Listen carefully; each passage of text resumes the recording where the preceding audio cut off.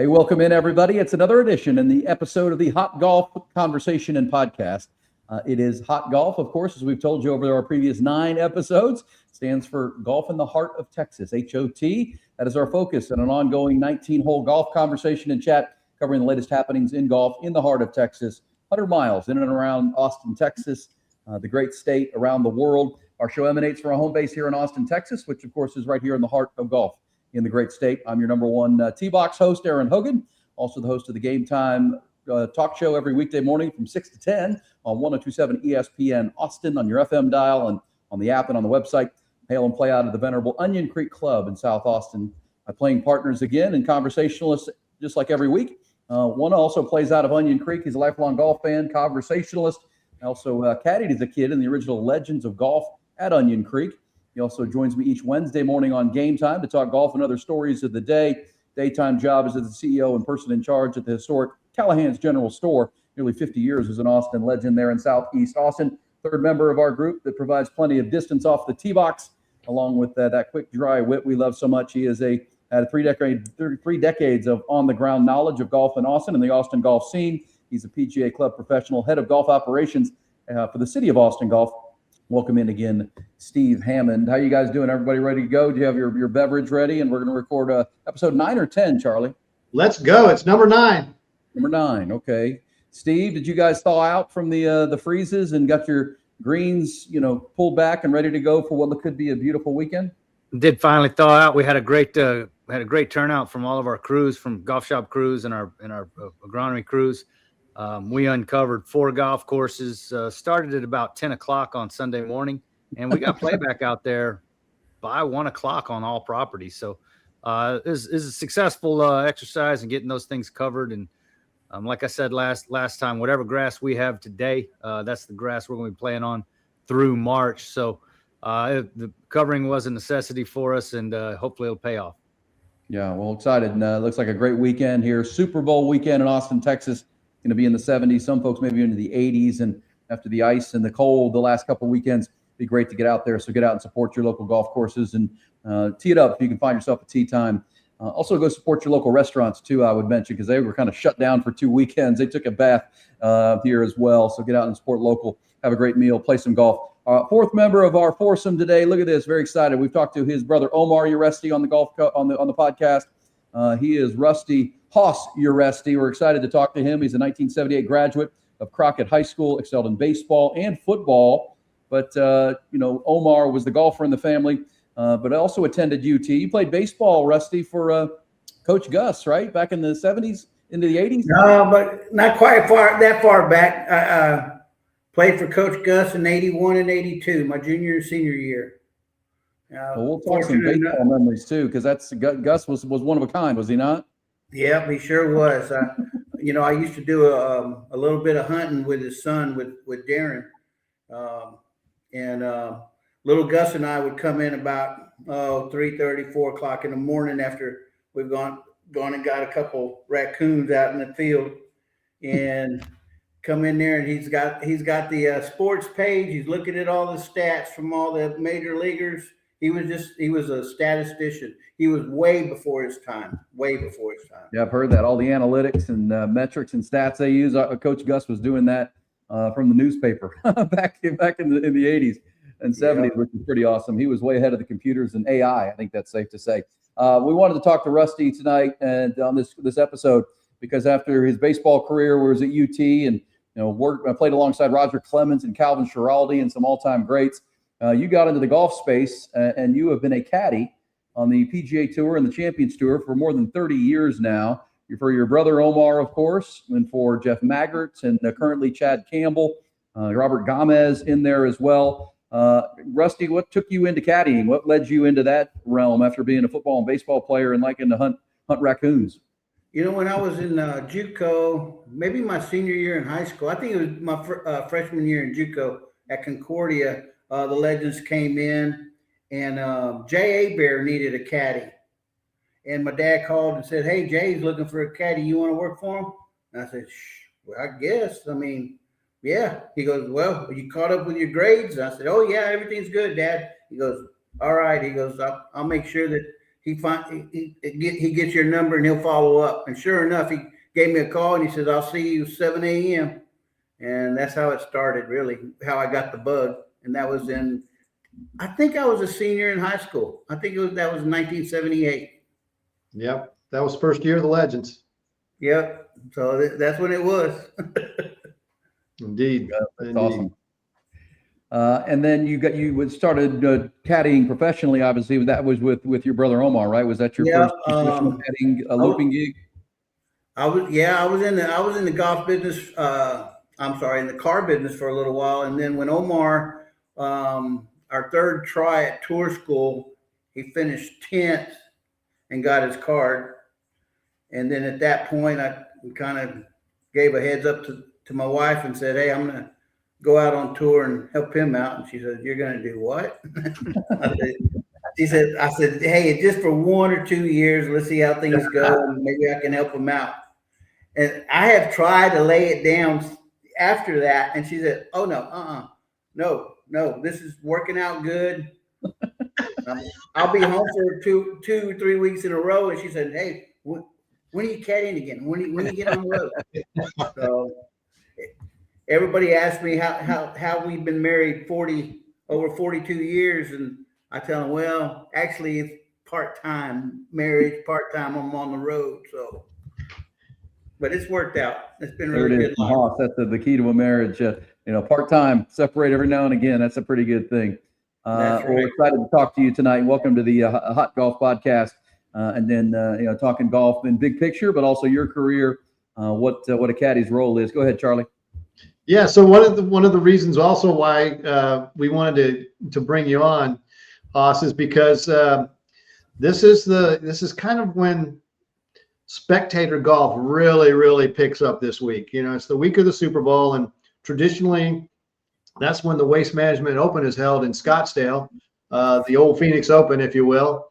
Yeah. And this is the time where, in kind of the arc of current history of golf, people always go back to an iconic moment when the stadium hole, the par 3 there on the back 9 at TPC Scottsdale, traditionally had always had a lot of fans there, and there'd be a lot of like little shenanigan things going on.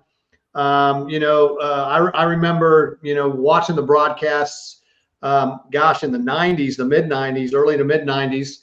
And, the caddies would have caddy races to the greens, and the spectators would be betting on them, and then there's, be things like that. There'll also be betting in the stands about who hits it closest and whatnot.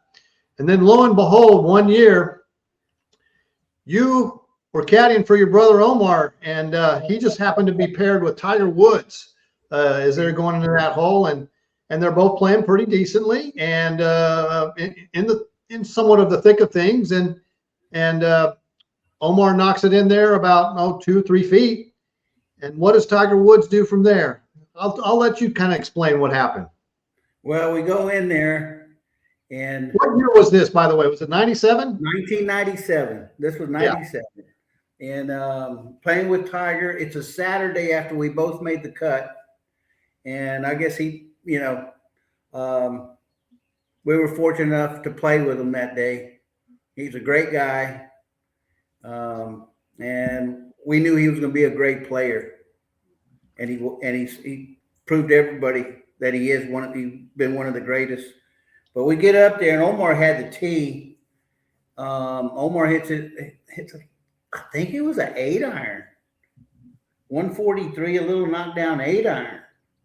And Tiger hits a wedge, and Omar's shots just a couple of feet away, and they go crazy up in the stands.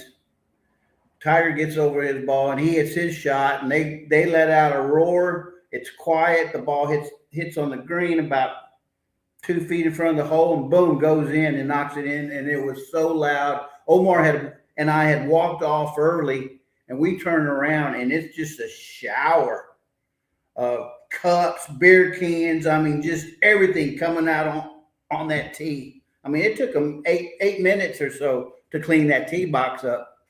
but it was the loudest roar in golf. We finished up that day. Lee Rinker was in the clubhouse, and he said that it was so loud that his glass of the ice in his glass on the table was rattling, was shaking. That's how loud it was. Loudest roar in golf by far. Yeah, Oh, man. yeah. So a hole in one on top of a tap-in That's how birdie. that stadium, they started building the stands around there to have it more of an arena and secluded. I mean, you used to be able to sit up on the hill and you could see them playing the par 5. You could see them teeing off on the par 4. But now they've built it up so much that all the people there, all they want to see is somebody else to do what Tiger did, and they go crazy.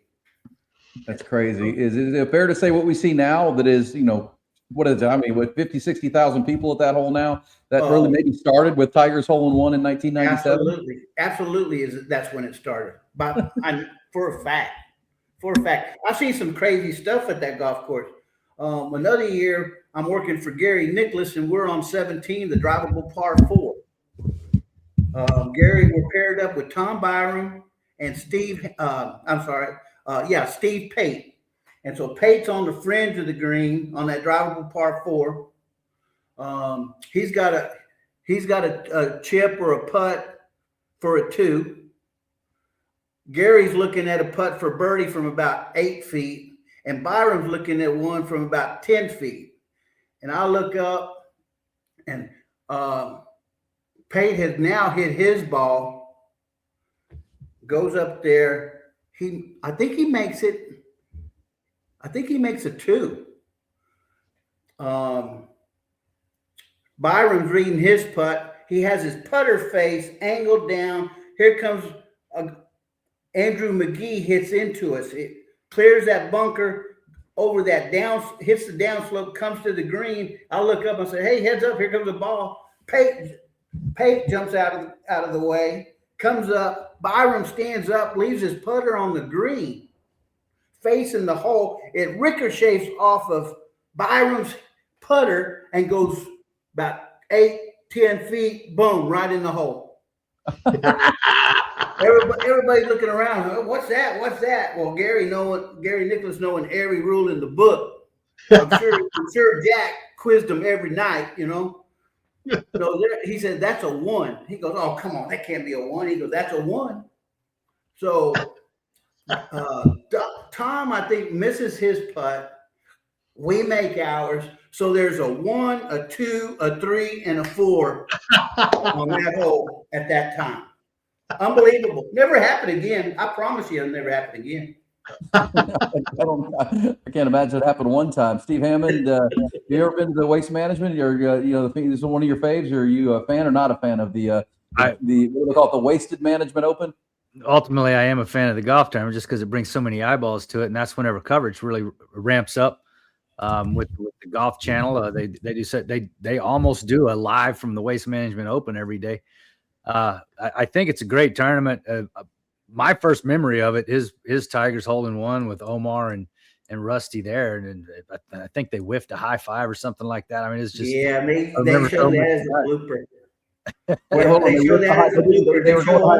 They show Omar and Tiger going up to hit it, and Tiger, I mean, he's so pumped up, he's going to knock Omar's shoulder right out of socket if they make contact. So Omar just kind of short arms it back, they miss, and then they go back and hit. I'm not going to pin that on Omar. Tiger's got a long history of missing high 5s. We've seen it happen over and over again. So that's not on Omar. That's on Tiger. And that's when Fluff was on the back. So the hole in one on 16, was that the one round that you got to play along with Tiger, or were there more? And what was it like being around him? Because that was really the start of his dominant run. Any other memories with Tiger? Tiger? We ever were paired with Tiger. We played the year that Tiger won at Torrey. Might have been that year as well, or the next year. There was a fog delay, and Tiger never shows up early on a Monday to do a practice round, whereas Omar's the opposite. Omar, it's time to go. 6 a.m., he's loosening up. We're teeing it up at 7. There's a fog delay. Can't see nothing. You can't see the front of the tee box. The fog was so bad. So everybody just waiting. Omar hollers out and says, "Hey, well, did they blow a horn?" No, no horn. I mean, you can play, but you can't. You don't know where. You can't see the ball. And he goes, "That's all right. Come on, bro. Let's go." So we play a single. We tee off in the fog. Boom, first hole. I said, "How'd that feel, bro?" He goes, "It might be right center of the fairway. Get up there, right center of the fairway." Well, I mean, what a way to practice, right? So now we get to the third hole. We hit it, our approach shot there, and we holler out, "Hey, we're out here." I said, "Oh, bro, we just hit into somebody." We go out there, and it's Fluff and Tiger. We're the only knuckleheads out there in the fog. I don't think we were knuckleheads at all. I think Omar finished third or fourth that week, and Tiger won that week. So that was a way to practice. I mean, it definitely brings the feel back into the game. Yeah, I remember Omar telling that story with us on this very podcast. You hit into Tiger, not knowing he's there, and Tiger was good with it. And you guys played with him the rest of the way, right? Yeah. We finished a round with him there. We played another practice round with him at Glen Abbey. No, it was good. He was young. He was such a good guy. He's such a good kid then, and he's a good man now. Awesome. Been amazing for the game. Steve, do you have a question for Haas? Yeah, I do. Rusty, it's super difficult, if I'm not mistaken, for a non-PGA Tour winner to get a premium pairing with like a Tiger or a Phil on round 1 and 2. Is that correct? Unfortunately, Rusty's in that tier that gets to play with Monday qualifiers and low on the world golf rankings. Is that what I remember? That's pretty much true. You're gonna play with those big names. Hopefully, if you're having a good week, you'll play with them Saturday and Sunday, which we were fortunate enough to play with a lot of good ones, but only Tiger on Saturday. Yeah, you gotta be a winner. But once you're a winner, and I remember when West actually won in 2005, he got a Tiger pairing. I think the very next year, which is he said that is a lot of folks to be around to watch you playing golf at one time. It's not something that he's used to. Hey, Rusty, I have a question, and that's interesting too. So you talk about you've been married for more than 40 years. You're pairing with your brother, though, as a caddy. I've got 2 brothers. I mean, sometimes we probably end up wrapping clubs around each other. How's that going? How was the relationship with you and your younger brother? We know Omar pretty well. He can be a little surly. I think he fired me twice, but I only left once. Tell us about that. Well, we were in San Antonio playing La Cantera, and that par 5, number 10, going up the hill there. I wasn't feeling great that week. My back was kind of jacked up, and I needed a chiropractor and kept on postponing that.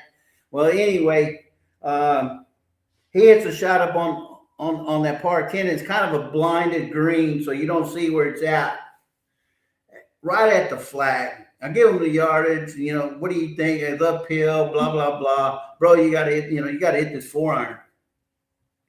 And he hits the 4-iron and he smashed it, and it was on the back fringe. So now he's got this downhill putt. He walks up and makes it up to the front of the green. He looks back. He goes, "I'm over the green, bro. Nice club."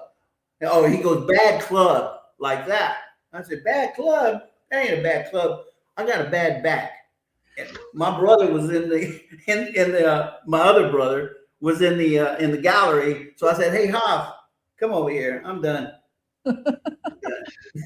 So gave it to him there. Another time he tried to fire me at Byron Nelson, and it was raining. And I said, "Just hold on, bro." I said, "Just gonna lay down." I said, "Look, it's stopping over here." And he gets up there anyway and stands up and does his deal, gets back down. It slips, hits it out of bounds. I said, "Bro, I told you, look, it's not even raining now." And it wasn't. I said, "Bro, it's not even raining now, bro. Shut up." I said, "Well, look, shut up." "Dad, come get the bag." And then my dad said, no. I don't want to be in the paper, the headlines, or none of that. Y'all work it out. Go. Golly, it ain't easy. It ain't easy. It's because you care so much. Every miss that he feels bad, I feel just as bad, So Yeah. it's tough. That is I remember amazing. working for Licklider, and he says, bro, he goes, if Licklider misses one off to the right, do you get on him saying, how did you miss that shot? And I said, no. He goes, why do you do it to me? I said, because I don't expect you to miss that shot. I said, I said, especially with a wedge, bro. Come on. And then he says, well, what do you tell Frankie? And I said, I tell Frankie, that's all right, Bubba. Let's go chip it in. He goes, that's what I want to hear. I said, okay, I can do that. So I've learned. I've calmed down and I've shut up since. And he does let me caddy for him every now and then, so that's good.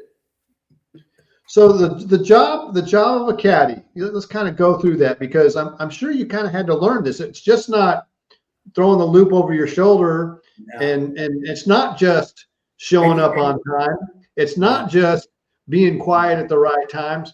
No, You're like a personal psychologist for your there's guy. so much involved there. You know, I had gotten a call from a player, great guy, and he said, you know, Mags and I had just split up on that Champions Tour. Just Jeff Maggart, by the way, right? The Yes, former sir. Texas A&M player. Yep. Yep. So Mags and I just split up, and then he goes, "Hey, you got anything next year?" And I said, "No." And he goes, "You ought to call this guy up. He's going to turn 50 in May. He's looking for somebody." I said, "Who is it?" He goes, "Chad Campbell." I said, "I know Chad." "Yeah, I know Chad. I'll give him a call." I don't have his number. He goes, I send it to you. Give him a call. So I called Chad up, and just out of the blue, you know, and he said, yeah, Omar's brother. Yeah, Bubba, what's going on? And I said, well, I hear you're going to be turning 50. I said, I know some of these courses out here. I'd sure like to, you know, start the bell with you. If you need somebody, I hear you're looking. And he goes, I am looking. And I said, Chad, I said, so what are your plans? And he says, well, I'm going to play a couple more Corn Ferry events, because they give these guys, before they turn 50, X amount of starts on that Corn Ferry tour to get the rust off, mainly to be ready for the champion. So he says, what's your schedule next few weeks? And I said, well, I really don't have nothing. He goes, well, I plan on playing St. Louis on the Corn Ferry tour. You want to try that out? I said, Chad, you and I both know I can give you the right numbers, give you the right club, give you the right read, but if our chemistry ain't right, it ain't gonna work. I said, we spent a lot of time together. We either gonna like each other and it's gonna work, or it's not. So let's do that Corn Ferry start and see how it goes. So 2 years later, I'm still with him, so I guess it's going okay. And I think what helped the fact was on the 8th hole, he wanted to hit a 7-iron on this par 3. I said, Chad, that 7-iron is not going to get there. He goes, you think 6? I said, yeah. I said, 6 is going to hit up on that top tier. The worst it's going to do is go to the fringe behind the hole. I said, but you got it up there. And he goes, all right, give me the 6. This is the first week. Boom, in the hole. He said, I ain't had a hole in one in I don't know how many years. Great club. We start walking up there, and he goes, I think we'll get along great. What do you think? So we're still together. That's great. So what's the difference in some of the pros in what they expect from you? And is it consistent? Like, do some of the guys like for you to provide them a read on their putts when you get on the greens, or what kind of information are you ready to give them, and you have to be ready to give them when you're on the greens?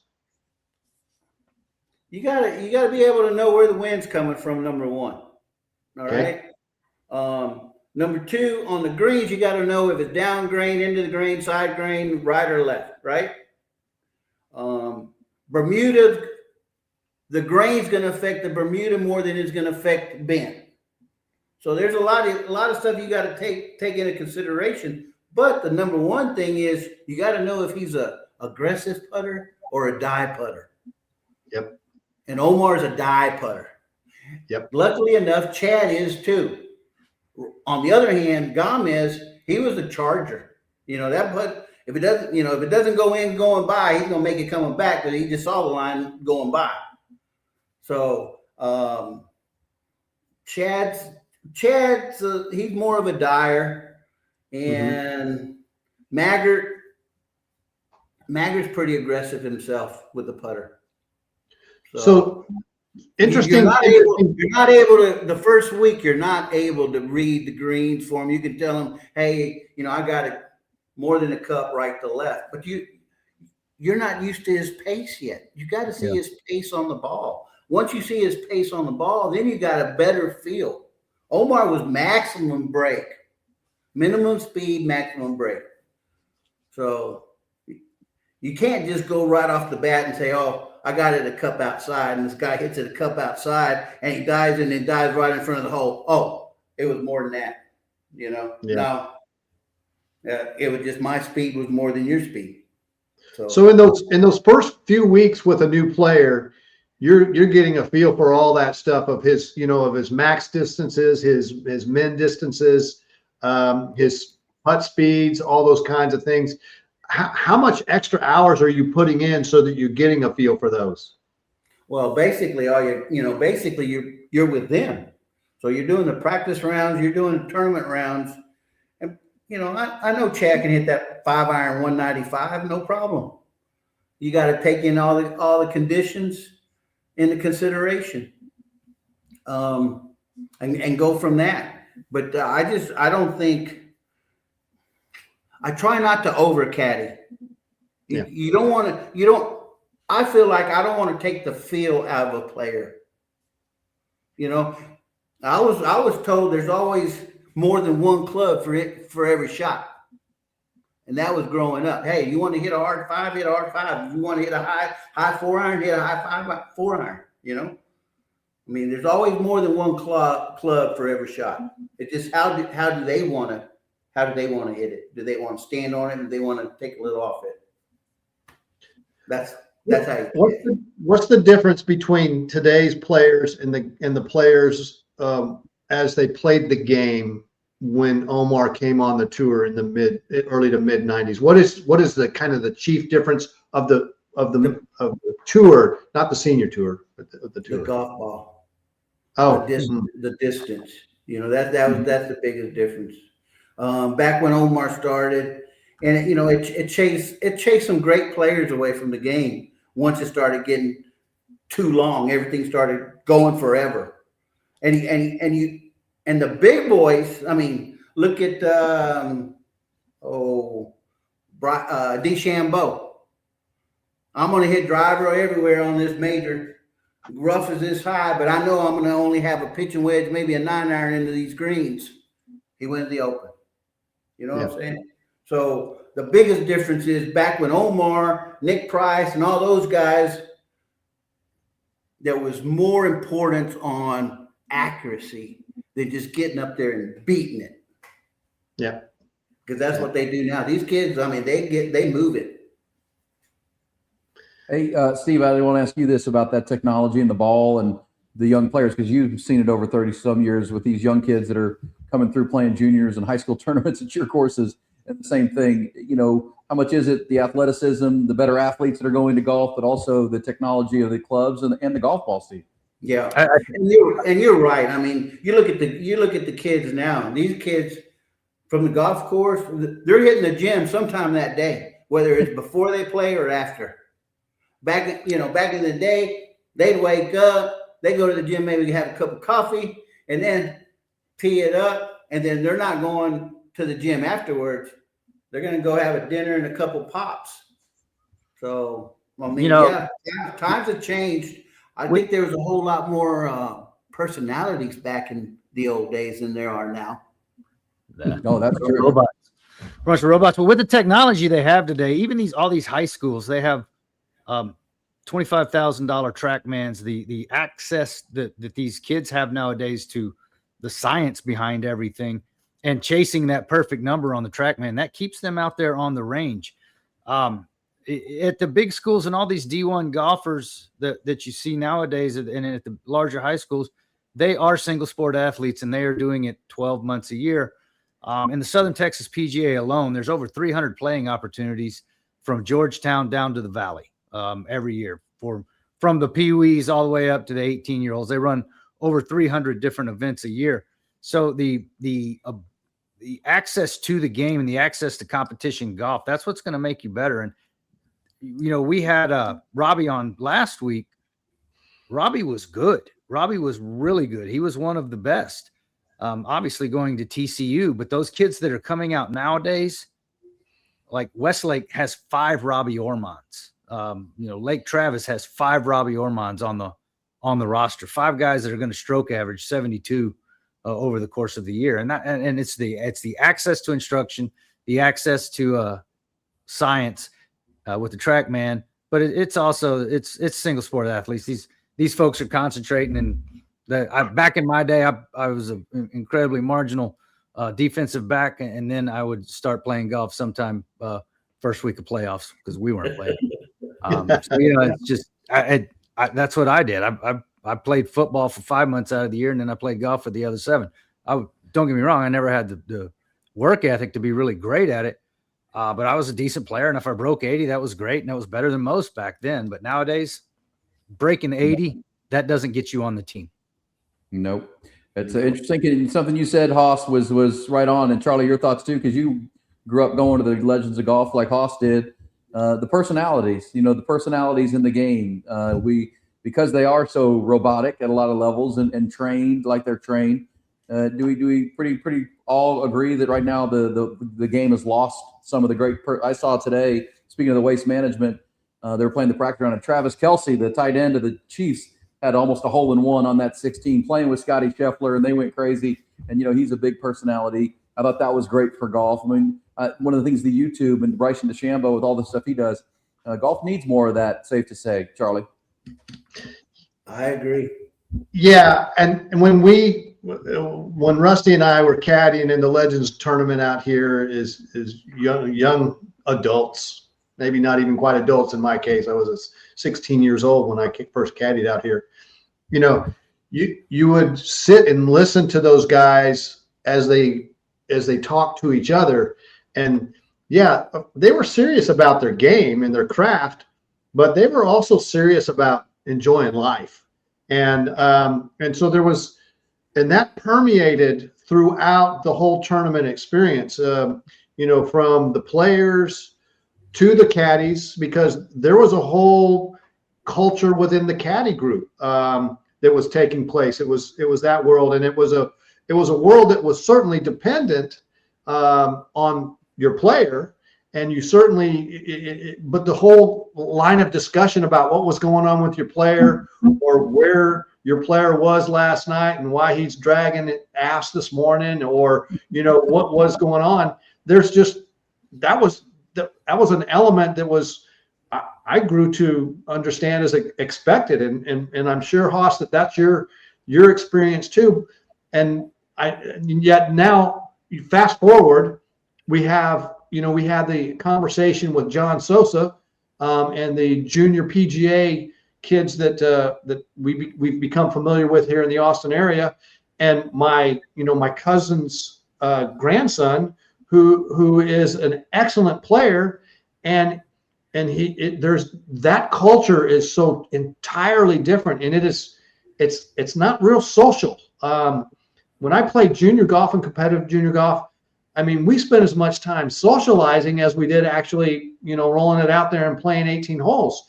We'd go off to tournaments, and there was nightlife, and man, we were chasing it, and it was just it was just part of the deal.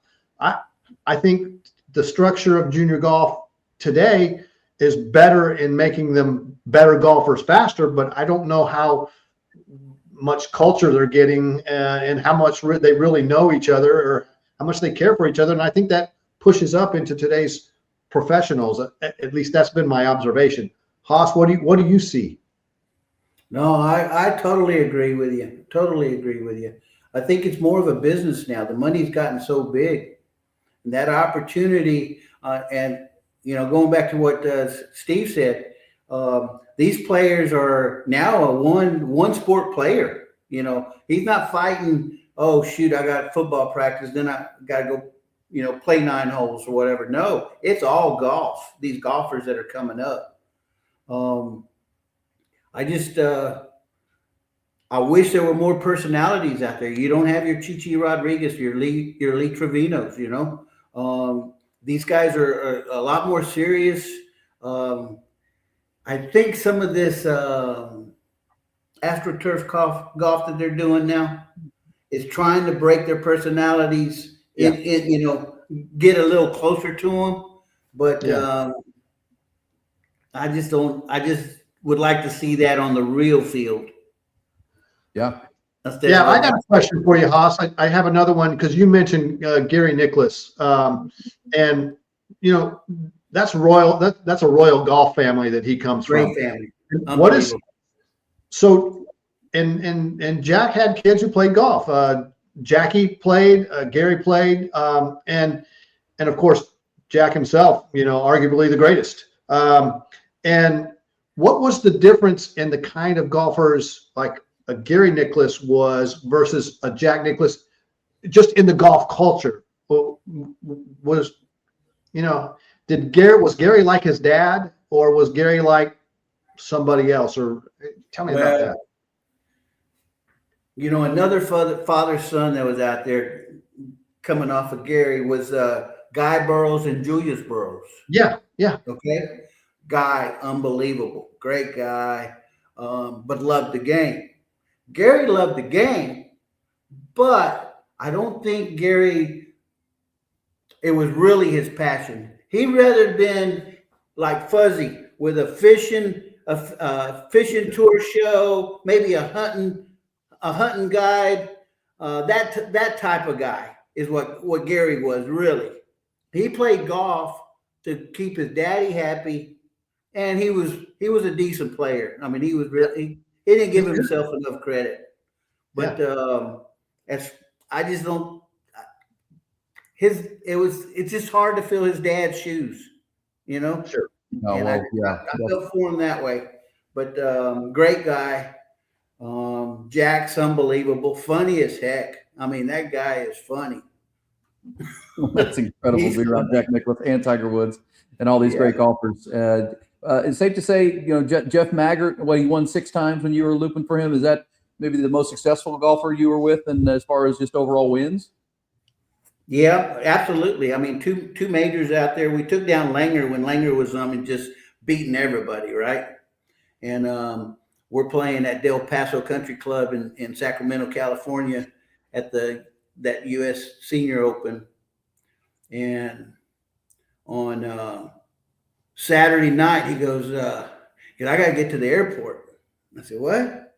He goes, I got to get to the airport. Michelle and the kids are coming in. I said, holy cow. I said, okay. And right away, I'm thinking, God, we've already gotten this far. You know, now we got a little different chemistry coming in. I like keeping it the same, you know? Yeah. Well, heck, if he didn't know what he was doing, the next day he shoots, I think, 65 or something. And we beat Langer. And I mean, that is very ballsy. Yeah. You know, to fly them in. But he knew he was going to win, and he did. Great week. That's awesome. So Jeff Maggart was in the 90s he was always there. Always there. The one thing that maybe he was he'd have some tough breaks. You know, he had that ball in the bunker at Augusta hit him after he hit the lip and he comes back. That's 2 shots. You know, so it just he's had some bad luck. But then nobody who won the very first match play championship? Maggart. There you go. Yeah. How about that? The very first MGC match play championship, Maggart won that thing. And so how did you reconcile the fact that you're a Longhorn and he's an Aggie, and you're caddying for him? Jeffrey, you know, he was the boss. I let him be the boss. Yeah, I'm sure there were some sneers every now and again, which is good. I always we have a would rivalry. get into it. He talked bad about them Longhorns. I talked bad about them Aggies. I said, hey, Jeffrey. We had a saying in Texas. He goes, what was that? I said, a loser will find a way to lose. I said, them Aggies were popping off when they play us in baseball, and then they popped off to Coach Gus about having the Southwest Conference Championship there. He goes, just once we would like to have it. With what Chandler said over there at A&M. And so Gus says, hey, you know what? Y'all host it. You know what happened on the weekend? They were the first team eliminated, and their baseball players were handing out programs in the stadium. Oh, Oh man, the stories. I love it. That's good stuff. Real good stuff. Hey, we'll stick with here, Rusty, and let's talk about what's happening in golf. We got the Waste Management this weekend. Scotty Scheffler back. It's going to be great. And Steve, you were talking about there's a really good stuff happening in LPGA, DP Tour as well. There's a lot happening in golf right now, right? It was actually a great golf weekend this past weekend with Brooks coming back and making that cut on the number, and then having a decent weekend after that to see that man is very, very close to being ready to play. That's awesome. Patrick Reed also jumped off of the Live Golf Tour. He has DP eligibility, and so he played in the Bahrain Championship last week. Patrick ties for the lead, goes into the ties for the tournament, goes into a playoff. He hits it in the bunker and then hits the lip and on the first hole, gets eliminated. But something that you don't see very much is a kid named Callum Hill. He shanks it out of the rough on the second playoff hole. And whenever I say shank, I literally mean shank, and I have a firm grasp of what the word literally means. It was crazy. And so Freddie Schott won that. But with the LPGA, the weather rolled in Florida. It got so windy on Saturday that they they postponed Saturday's round, suspended Saturday's round with 8 players on the golf course, brought those 8 players back on Sunday, let them finish, and then they called the tournament because it was too cold. Oh no. And it came out later on. Like whenever I heard that, I was like, you don't call a professional golf tournament, especially if you have the ability to play on Monday. It came out that the commissioner was not on property. He was not in the same state.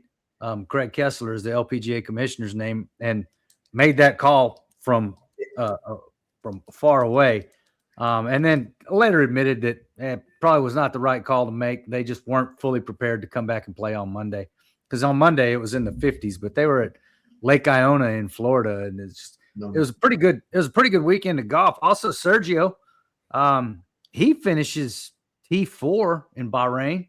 Yeah. So that was pretty cool as well. But Patrick Reed is done with Live Golf, and he's got DP status, but he's going to be back on the tour in 2027. It's a good thing. Yeah, after he announced that, he finished first, and then he lost in that playoff. So he had won the week before. Yeah, his game is in pretty darn good shape, and I would imagine that's one of the reasons why he's making such a hard push to get back into the regular tour. Correct me. He'll be able to play in all the majors, right, Patrick Reed? Yes, sir. Yeah, so we'll get to see Patrick Reed back. I don't know if he will or not. He's had a 2018 Masters win. I don't know how long that gives you exemptions into U.S. Open and PGA and. It's not 10 years anymore. It's 5. 2018, but that sucker could win at Augusta. He really could. Most of it's on world ranking. Are they getting any ranking now that they're playing 4 days out there? They actually are starting to get this. They're getting some points now. They just the official world golf ranking system are going to award points to Live for the top 10 finishers in every Live event. They're going to get a point. I felt bad about that whole deal. I mean, it's taken away from both sides. Everybody was affected by it. The game of golf was affected by it. Because I really feel like, but it benefited a lot of people and gave folks a place to play, like Pat Perez. If you're Pat Perez, you go. If Omar would have got an offer, I assume Omar would probably go. Oh yeah. My son-in-law too. My son-in-law is Nick Watney. I'm sure if they'd offered him anything, he would have gone too. But it's just I don't know. You're kind of out of the history books as far as the tour goes. You got that gap. It's like, God, what happened to this guy for 4 years? Was he locked up? You know, I mean, Yeah. So, Locked up. Well, he's locked up with a lot of money in his pockets. But yes, I mean, obviously, Liv was kind of a disruptor to the whole way of the world, and it certainly has disrupted PGA. And it may be, big picture, 50 years, it'll be a blip because they'll come back together and figure out the resolution. that's what I'm hoping. I'm hoping they get together. Living in it. It's not been great for the consumer, I don't think, but. As Steve said, it's been great for a lot of golfers, and it's changed a lot of things for the good, I think, on the PGA Tour. But hey, let me ask you guys: when you were listening to him tell the story about his brother and walking away from the bag and his dad and his brothers, this is a sitcom, right? We could write a screenplay here. Could we come up with the next streaming show, the Urestis, or something that have one of these creative Austinites and characters? That'd be a great show. If you listen to a caddy tell a story, it is solid gold. Because caddies say, "Oh man, we hit it down the middle on 1, we hit it in there to 10 feet, then we made birdie." Then we hit it down the middle on 2, hit it up in the middle of the green we did, and then he 3-putted. but we bounced back with birdie, but then he hit it in the bunker on the next hole, and he scolded out of the bunker. Listen to caddies tell stories. It's awesome. I love that. Just a we and the he. We then he. That's great. I'm thinking we live in Austin. There's a lot of creative people. Charlie, there's a screenplay here. There's a TV show, a Netflix series. Oh, definitely. The Urestis. There's too much good there. I think some of what y'all are what's like a caddy show, like a show behind the scenes with these caddies. I think it'd be awesome. Yeah, it would, that's what the personalities are.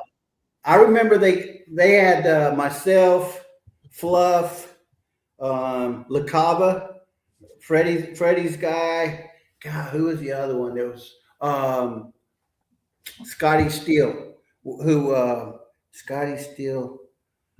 He had a heart attack on triplet and passed. But anyway, and they had tried to do that and had us all together, and we were just talking over everybody. And I was interrupting. Fluff would say it didn't go that way. It didn't go that way. And so anyway, there's some tape about this long, probably back in the cellar somewhere. But great. No, it's you'll tell. You can ask a caddy. It's about the golfer, I mean, it's about the guy we work for. That's what brings it in. That's what brings the people in. They're not out there to see me. They're out there to see who I'm working for. That's the same thing with instructors. It's 100% the same thing with instructors. When you decide to get too big, Hank Haney, you're going to find yourself fired by a lot of people. It's not that Hank Haney's not a genius. It's just he overshadows his player. That's not what it's about. Yep. Let him be the lead. There's no doubt. Rusty, so when are you back out on tour? The week of Boca, which is the last week of February, first week of March, with Chad. He had hernia surgery 3 or 4 weeks ago, so he'll be ready for then. So we're missing the Naples start, but then we'll get after it in March. How many starts are you expecting to have this year? Oh, probably 22 of the 25, maybe. All right. And you're still not flying. You still drive from site to site. No fly. No flying. Based on the beginning of our conversation, if he's had hernia surgery, your wife's probably about ready for you to go, right? We're getting to that point. Very much so. I've had a couple projects this winter, so it's kind of kept me here and kept me out of her hair. But we start sitting down and watching the same stuff on TV, then it's, hey, you need to go. There you go. There you go. Fun. Episode 9 of the Hot Golf Podcast. Steve, anything happened locally? Just getting the sun back out, getting golfers back on the golf course. What's coming in February here in the city of Austin? We're going to release some of our registrations for our spring championship in February. That's going to be held at Jimmy Clay. Very excited about that. We always have a full field, so register early, don't wait. Other than that, we're ready to come out of winter. I'm ready for these golf courses to start growing. I know it's only February 5th, but I'm ready for these golf courses to start growing because I don't like playing on winter golf. I don't like tight lies. I need grass and cushion underneath my ball. But other than that, it's just golf as usual, and we're as busy as we could possibly be when the weather's good. That's the only thing that can stop us right now is the weather. That's great. You're doing a great job, City of Austin. Charlie Wilson over at Callahan's General Store. Get over and see him and start getting your when those grasses start growing.